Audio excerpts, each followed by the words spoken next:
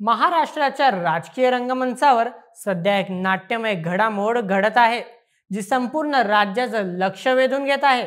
नाशिकच्या राजकारणात एक नवीन वादळ येत आहे, जिथे महायुतीच्या गटातून एक धक्कादायक निर्णय समोर आला आहे. काय आहे हा निर्णय?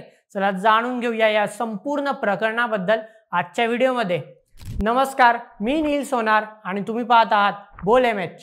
महाराष्ट्राचं राजकारण नेहमीच चर्चेचा विषय राहिला आहे. गेल्या काही वर्षात महायुती आणि महाविकास आघाडी यांच्यातील राजकीय खेळाने अनेक नाट्यमय वळण घेतले आहे. नाशिक हा असा जिल्हा आहे जिथे राजकारणाला एक वेगळीच धार आहे. येवला मतदारसंघ हा छगन भुजबळ यांचा गड मानला जातो.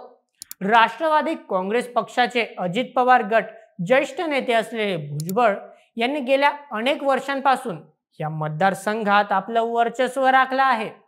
त्यांच्या नेतृत्वाखाली येवला आणि नाशिकच्या राजकारणाला एक ठोस दिशा मिळाली आहे. पण आता या गडाला आव्हान देण्यासाठी एक नवा चेहरा समोर येत आहे हो मित्रांनो, आणि तो चेहरा म्हणजे नरेंद्र दराडे. नरेंद्र दराडे हे शिवसेना शिंदे गटचे एक महत्त्वाचे नेते आहे. त्यांनी आपल्या जनसंपर्काच्या जोरावर आणि विकास कामांमुळे नाशिकच्या जनतेत आपली वेगळी ओळख निर्माण केली आहे. शिंदे गटाने त्यांना येवला मतदारसंघातून उमेदवारी देण्याचा निर्णय घेतला आहे आणि हा निर्णय थेट छगन भुजबळ यांच्यासाठी आव्हान ठरू शकतो. महायुतीच्या अंतर्गत हा निर्णय का घेतला गेला, या मागचं कारण काय आणि त्याचे परिणाम याबद्दल सध्या जोरदार चर्चा सुरू आहे. भुजबळ यांचा येवला मतदारसंघ हा त्यांचा बालेकिल्ला मानला जातो. त्यांनी या भागात अनेक विकास कामे केली आहेत आणि त्यांचा जनसंपर्कही दांडगा आहे.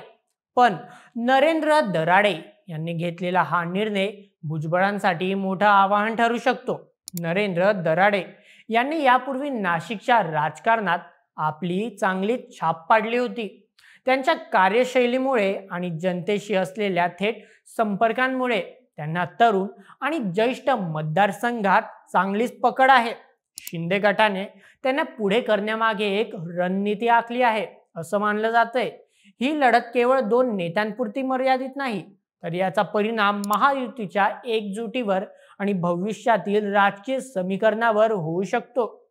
येवला मतदारसंघात आता मतदार कोणाला साथ देणार याकडे सर्वांचेच लक्ष लागले आहे. ही लढत का महत्वाची आहे?